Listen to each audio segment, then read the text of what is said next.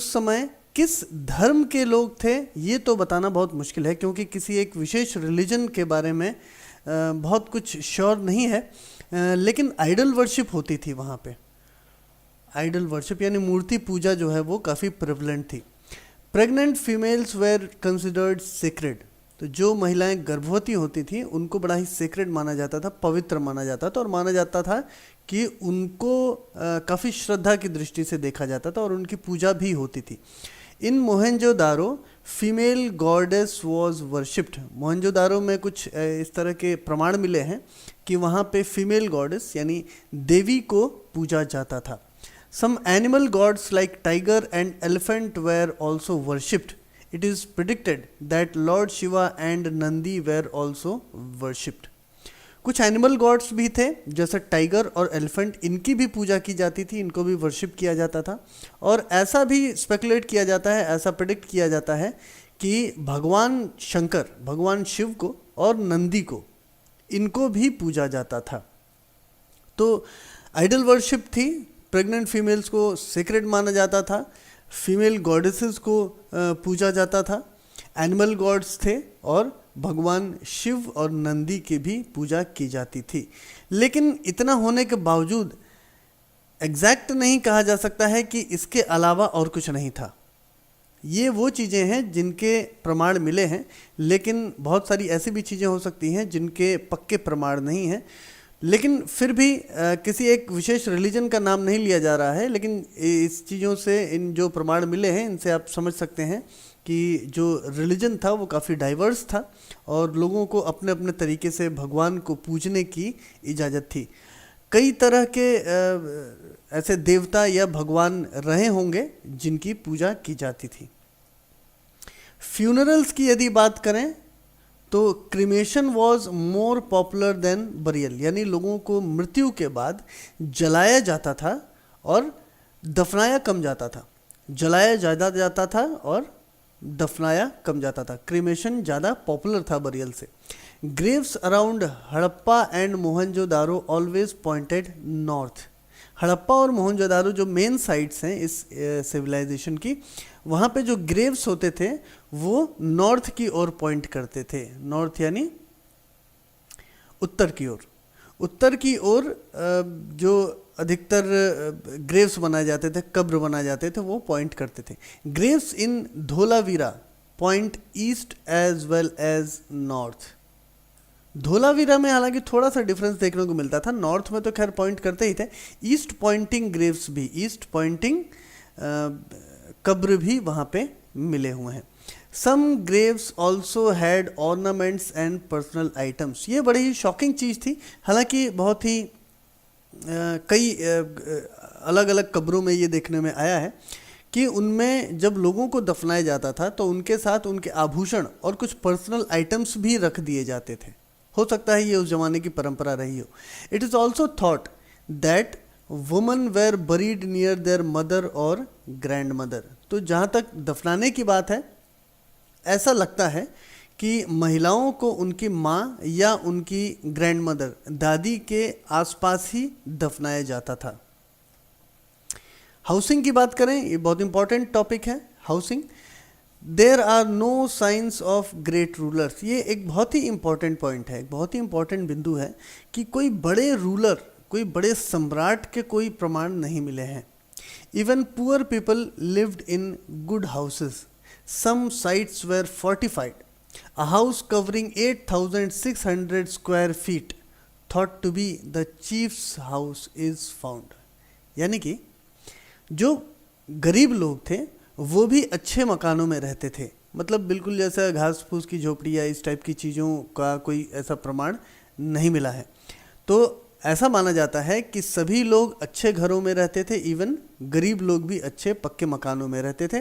कुछ साइट्स ऐसी हैं, इंडस वैली सिविलाइजेशन के बहुत सारी साइट्स में से कुछ ऐसी हैं जो फोर्टिफाइड थी, यानी कि उन्हें चारों तरफ से घेरा गया था, इस तरह से जैसे कि पूरे सिटी को एक फोर्ट, एक किले में तब्दील किया गया हो।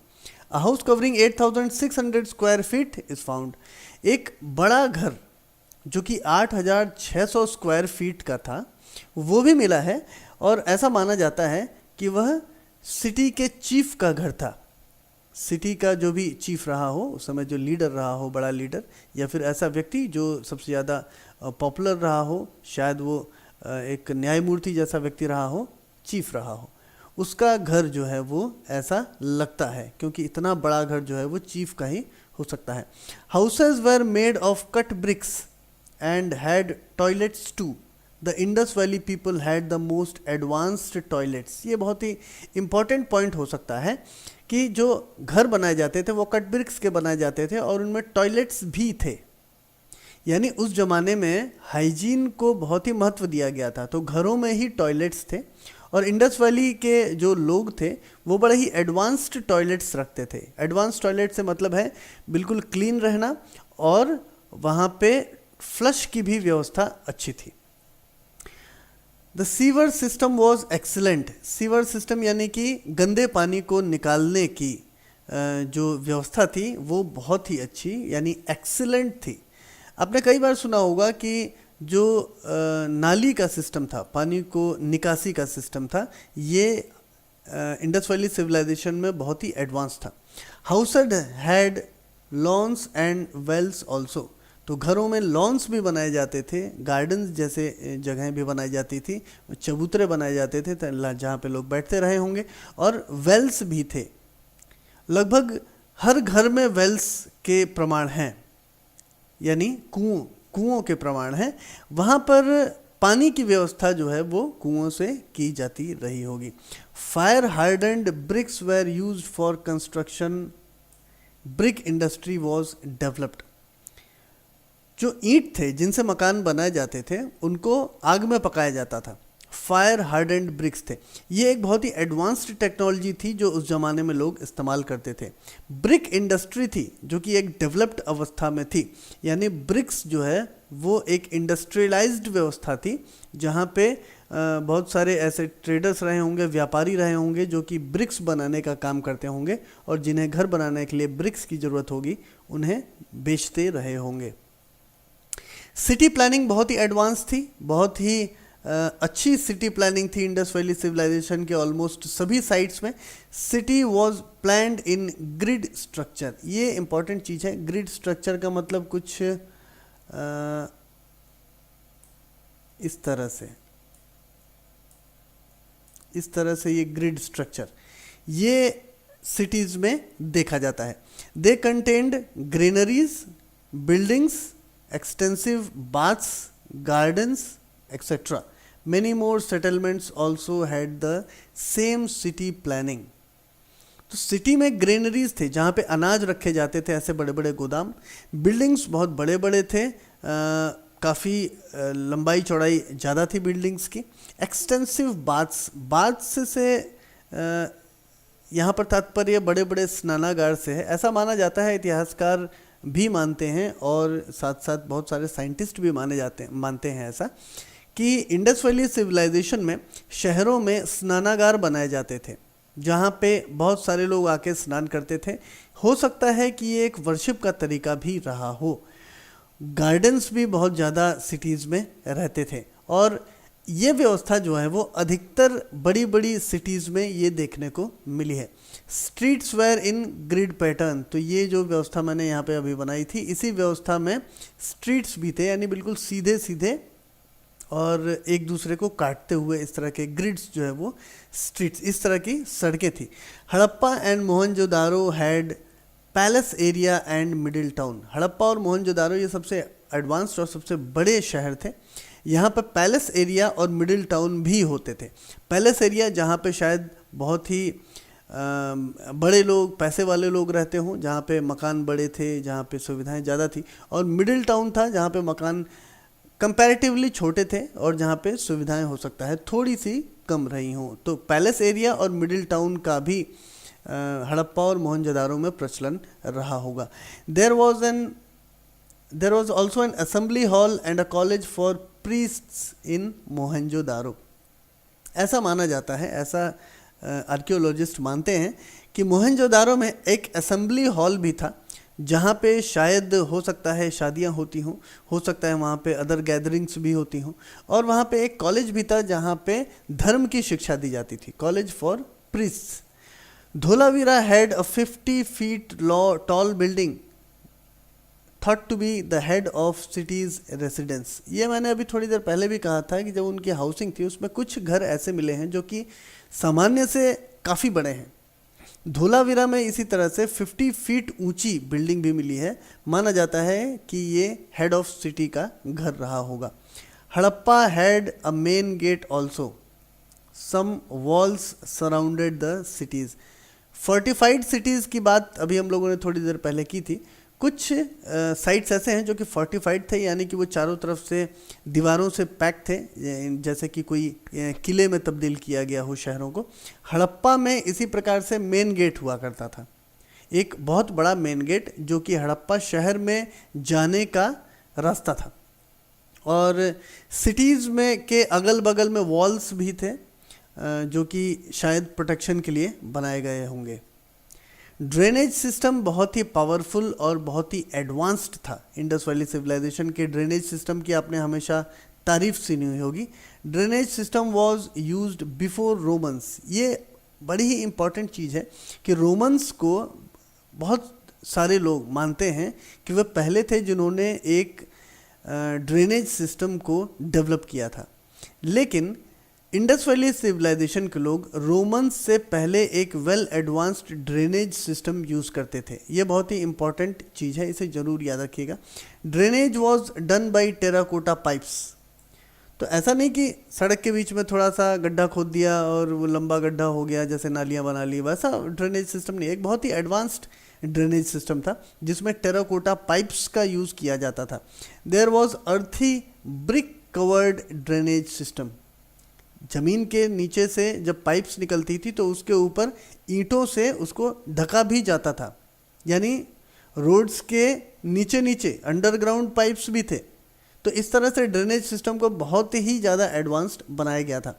There were soil tanks also which were cleaned at regular intervals. हो सकता है कि इसका उपयोग मैन्योर बनाने के लिए भी किया जाता हो। सॉइल टैंक्स भी थे जो कि ज़मीन के अंदर टैंक्स बना दिए जाते हैं। वहाँ पे हो सकता है कि कुछ ऐसा कचरा वगैरह डाला जाता हो जो कि बाद में मैन्योर में तब्दील हो जाए। तो इस तरह के सॉइल टैंक्स भी थे जिन्हें क्लीनिंग भी की जाती थी, जिनकी एक निश्चित इंटरवल के बाद। The great bath of Mohenjodaro had water charge changing system also. तो मोहनजोदारो में जो ग्रेट बाथ मिला है, जो कि महान स्नानागार है, जिसका फ़ोटो आप कई बार देखते होंगे, तो मोहनजोदारो का था वो। वहाँ पे वाटर चेंजिंग सिस्टम भी था, यानी जो पानी वहाँ पे इकट्ठा रहता था इसको बदला भी जाता था, रेगुलर इंटरवल्स पे इसको बदला जाता था। और वाटर चेंजिंग सिस्टम था, यानी पानी एक बार गंदा हो जाए तो उसको हटा के उसकी जगह पे फ्रेश वाटर लाया जाए, ये सिस्टम भी था। तो ड्रेनेज सिस्टम जो है वो इंडस वैली सिविलाइजेशन का बहुत ही एडवांस्ड था। फूड एंड लाइफ की यदि बात करें तो बहुत ही वेल नरिश्ड, बहुत ही खाने पीने के शौकीन हुआ करते थे जो इंडस वैली सिविलाइजेशन के रहने वाले लोग थे। They were probably beef eaters. Probably beef eaters थे क्योंकि बहुत सारे ऐसे प्रमाण मिले हैं कि वो बीफ फैमिली के जानवरों को खाते थे। And non vegetarians, but few historians argue that they didn't eat cow. Non vegetarians थे, अधिकतर लोग वहाँ पे नॉन वेजिटेरियंस थे। हालांकि वेजिटेरियन और नॉन वेजिटेरियन दोनों प्रकार के ही लोग थे वहाँ पे।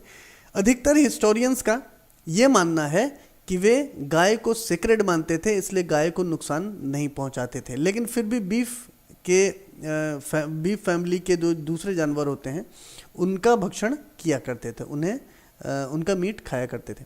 The agriculture was rich. जो एग्रीकल्चर था, कृषि था, वो काफ़ी रिच था, काफ़ी अच्छा था। तो एग्रीकल्चर होती थी, इसीलिए मैंने अभी थोड़ी देर पहले बोला कि शाकाहारी और मांसाहारी दोनों प्रकार के लोग थे। तो शाकाहार करने वाले एग्रीकल्चर पे डिपेंड भी हुआ करते थे। एग्रीकल्चर काफ़ी रिच था और एक बहुत अच्छा व्यापार भी था। They grew wheat, rice, date, peas, cotton, mustard etcetera. तो देख सकते हैं कि बहुत सारे कैश क्रॉप्स भी उगाते थे और खाने वाले क्रॉप्स भी उगाते थे। तो फसलें अलग अलग प्रकार की उगाते थे और इस तरह से एग्रीकल्चर जो है, कृषि काफ़ी उन्नत थी। A game resembling dice and another resembling chess is also found. बहुत सारे लोगों को शायद मालूम नहीं हुआ होगा कि चेस जो है, शतरंज का खेल, भारत में डेवलप हुआ है। इंडस वैली सिविलाइजेशन में एक गेम भी दिखा था, एक गेम के प्रमाण मिले हैं जो कि चेस जैसा गेम है और डाइस भी खेला जाता था, यानी वहाँ पे पांसों का गेम भी खेला जाता था। Transportation was on bullock carts and boats. तो पानी के बाहर बुलक कार्ट्स यानी बैलगाड़ियों से ट्रांसपोर्टेशन किया जाता था और पानी के अंदर बोट्स यानी नावों से ट्रांसपोर्टेशन किया जाता था। बहुत अच्छे क्वालिटी के नाव हुआ करते थे उस जमाने में। Lamps were made of mud and sea shells. तो घरों को रोशन करने के लिए या स्ट्रीट्स को रोशन करने के लिए जो लैंप्स बनाए गए थे, जो दीपक बनाए गए थे, वो मिट्टी के होते थे और कुछ दीपक ऐसे भी हैं जो सी शेल्स के थे, जो कि शंख, जो कि समुद्र में पाए जाते हैं, उन शंखों के भी बनाए हुए दीपक के प्रमाण मिले हुए हैं। ज्वेलरी एंड क्लोथिंग के बारे में बात करें तो लोग बहुत स्टाइलिश थे। पीपल वेर स्टाइलिश एंड वोर डिज़ाइनर क्लोथ्स एंड ज्वेलरी। तो लोग बड़े स्टाइलिश थे, अच्छे अच्छे कपड़े पहनते थे, अच्छी अच्छी ज्वेलरीज पहनते थे।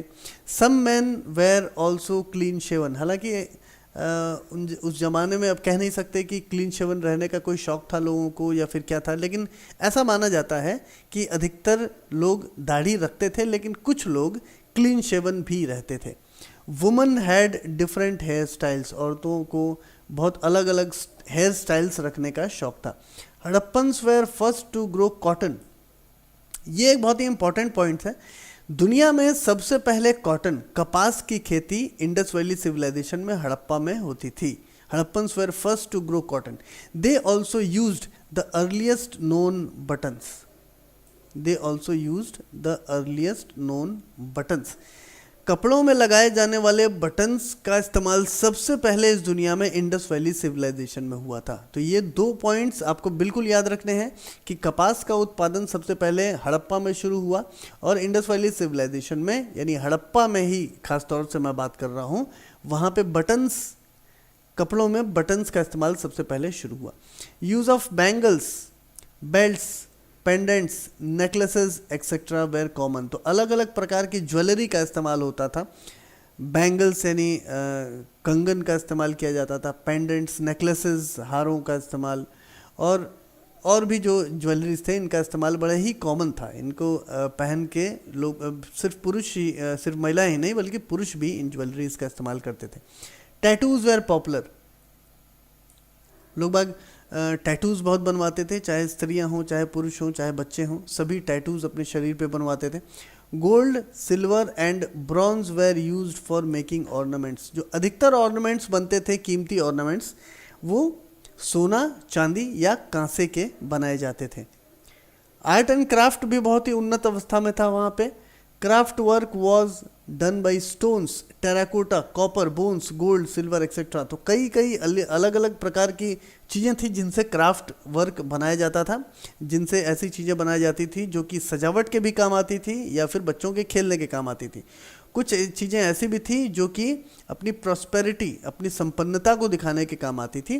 तो क्राफ्ट वर्क जो होता था वो सिर्फ पत्थरों पे, टेराकोटा पे ही नहीं होता था, बल्कि कॉपर पे, बोन्स पे, हड्डियों से, सोने चांदी से भी क्राफ्ट वर्क बनाए जाते थे। A dancing girl made of bronze 2300 BC has been found in Mohenjodaro. Mohenjodaro में एक बहुत ही इंपॉर्टेंट चीज़ मिली है और ये काफ़ी पॉपुलर चीज़ है। एक डांसिंग गर्ल है जो कि ब्रॉन्ज की, कांसे की मूर्ति है और 2300 बिफोर क्राइस्ट में ये बनाई गई थी और ये मोहनजोदारो में मिली है। Long wooden sign board is found at Dholavira. Sign boards का भी इस्तेमाल किया जाता था, इसका मतलब ये है। तो धोलावीरा में वुडन साइन बोर्ड के प्रमाण मिले हैं, यानी लकड़ी से बनाए हुए साइन बोर्ड जिस पे कुछ ऐसी चीज़ें लिखी होती थी जो लोगों को बताना या तो आवश्यक था या फिर वो सड़कों पे रास्ता बताने के लिए हो सकती है या फिर कोई पब्लिक को संदेश देने के लिए हो सकता है, लेकिन इस तरह के साइन बोर्ड्स जो हैं वो धोलावीरा में मिले हैं। Paintings were made on utensils, pots and walls also. दीवारों पे, मटकों पे, घड़ों पे, यूटेंसिल्स, बर्तनों पे, इन सब पे भी पेंटिंग्स बनाया जाता था। तो आर्ट एंड क्राफ्ट भी काफ़ी उन्नत अवस्था में था और लोग इसे पसंद करते थे। गवर्नेंस की जहाँ तक बात करें तो अधिकतर जगहों पे करेंसी का यूज़ ना होते हुए बार्टर सिस्टम का यूज़ किया जाता था, यानी कि एक सामान दीजिए और दूसरा सामान उसके स्थान पर ले लीजिए, करेंसी बीच में नहीं थी। Harappa probably had no currency, ये बहुत ही इंपॉर्टेंट चीज़ है। Harappa probably had no currency, शायद वहाँ पे कोई करेंसी नहीं थी। Standardized weights and measures were used, weights और मेजर्स इनका उपयोग बार्टर सिस्टम में भी काफ़ी होता है। तो स्टैंडर्डाइज वेट्स थे, जैसे कि आज के ज़माने में 1 किलो, मतलब कि पूरी दुनिया में 1 किलो एक जैसा ही होगा, उतना ही भार होगा। उसी प्रकार से वेट्स और मेजर्स जो थे स्टैंडर्डाइज थे। 16 was the standard base of number system, वहाँ पे गिना जाता था 16 के मल्टीपल्स पे, यानी 16, 32, 64, इस तरह से 16 के मल्टीपल्स में नंबर सिस्टम उस ज़माने में चलता था। Few weapons are also found, कुछ वेपन्स भी वहाँ से मिले हैं। माना जाता है कि सभी लोग अपने साथ कुछ न कुछ वेपन्स जरूर रखते थे, हो सकता है जानवरों से बचाव के लिए रखते रहे हों, लेकिन कुछ वेपन्स उनके पास होते थे। No evidence of organised violence, कोई ऐसा एविडेंस नहीं मिला है जिससे कोई ऑर्गेनाइज्ड एक बड़ी गैंग या एक बड़ा ग्रुप ने कोई ऐसा क्राइम किया हो, इसके प्रमाण इस तरह से नहीं मिलते हैं। तो ऑर्गेनाइज्ड वायलेंस का कोई ऐसा प्रमाण नहीं मिलता है। Probably there was no military, शायद अब जो इस तरह के कोई प्रमाण नहीं मिले हैं कि कोई भारी हथियार लोगों के पास अलग से रहते हों, अलग तरह के लोगों के पास अलग हथियार रहते हों, या उनका लाइफस्टाइल कुछ अलग हो, या कहीं छावनी वगैरह बनी हो। तो इस वजह से ऐसा माना जाता है कि शायद कोई मिलिट्री थी ही नहीं। Businessman were all highly prestigious, so were farmers, दो वर्ग ऐसे थे जिन्हें काफ़ी इज्जत की दृष्टि से, श्रद्धा की दृष्टि से देखा जाता था। तो पहले थे बिजनेसमैन यानी व्यापारी वर्ग, और दूसरे थे फार्मर्स यानी किसान वर्ग। इन दोनों को सोसाइटी में बहुत ही श्रद्धा की दृष्टि से देखा जाता है। ट्रेड काफ़ी उन्नत था और काफ़ी दूर दूर तक इंडस वैली सिविलाइजेशन के लोग ट्रेड करते थे। Indus tradesman had relations with Syria, Afghanistan, central Asia and Saudi Arabia. तो बहुत दूर दूर तक अपना व्यापार इंडस वैली सिविलाइजेशन के लोग करते थे। लापिस लाजुली, जिसे लाजवर्त भी कहा जाता है, a precious blue gemstone was imported from Afghanistan. ये एक इम्पॉर्टेंट चीज़ है, ये एग्जाम्स में पूछा भी जा सकता है। अफगानिस्तान में एक ब्लू जेमस्टोन, एक नीले रंग का रत्न होता था जिसे लाजवर्त कहते थे, या इंग्लिश में जिसे लापिस लाजुली कहेंगे। ये इंपोर्ट किया जाता था भारत में इंडस वैली सिविलाइजेशन में अफगानिस्तान से। Precious shells from Saudi Arabia, timber from Himalayan region, gold and silver from Central Asia, tin and copper from Rajasthan and Gujarat were imported। तो कुछ जगह ऐसी थी जो कुछ जहाँ पे चीज़ें अबंडेंस में मिलती थी, ज़्यादा मिलती थी, इस वजह से वो एक्सपोर्ट करते थे, और दूसरी जगह जहाँ पे ये नहीं होती तो वो इनसे ये सामान इंपोर्ट किया करते थे। तो प्रेशियस शेल्स जो थे वो अरेबियन सी से मंगाए जाते थे। हिमालयन रीजन से टिम्बर एक बहुत ही उत्कृष्ट लकड़ी होती है जिसका इंपोर्ट किया जाता था। गोल्ड और सिल्वर ये सेंट्रल एशिया से मंगाए जाते थे। टिन और कॉपर राजस्थान में होते थे, और गुजरात में भी टिन और कॉपर का अच्छा खासा उत्पादन होता था, और ये चीज़ें इंपोर्ट एक्सपोर्ट की जाती थी। Indus traders had good relations with Mesopotamian traders. Mesopotamian traders यानी कि ये ग्रीस और उसके आसपास के क्षेत्र की बात हो रही है। तो इंडस वैली सिविलाइजेशन के जो व्यापारी थे और मेसोपोटामिया के जो व्यापारी थे, आपस में इनके अच्छे रिलेशंस थे और इंपोर्ट एक्सपोर्ट चलता रहता था। Some relations are also found in Malaysia, Iran, Bahrain etcetera. तो मलेशिया, ईरान, बहरीन जैसे दूर दूर के इलाकों से भी ट्रेड हुआ करता था। Agriculture was rich and capital wealth was good.